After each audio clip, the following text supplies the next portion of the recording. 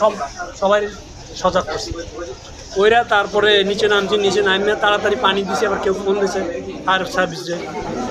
Bomb যেভাবে blast হলে যেভাবে শব্দ আসে এরকম শব্দ আসে। আমরা প্রথম ভাবছি যে গাড়ি গুণ হয়, এখান থেকে গাড়ি গুড়ি হয়তো পড়ে গেছে। এর আগে আগুন লাগছে আপনার গ্যাসের লাইন তো লিক এখানে গ্যাসের মেইন লাইন, অনেক বড় লাইন নিচে। এই লাইন তো সরকারি লাইন, এটা তো অবৈধ কিছু না। কয়েকবার কমপ্লেন করছি আমরা, অফিসে জানাইছি, তারা কখনো করে না, এটা কোনো উদ্যোগই নেয় না। ওই পাশে গিয়ে দেখেন ওখানে একটা রাস্তা আছে, এটা সরকারি রাস্তা, মানে সাইনবোর্ডও আছে গ্যাসের।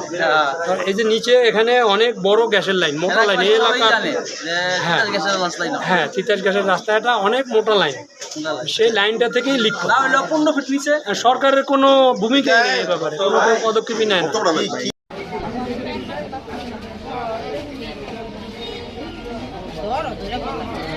তুমি জানো যে কেমন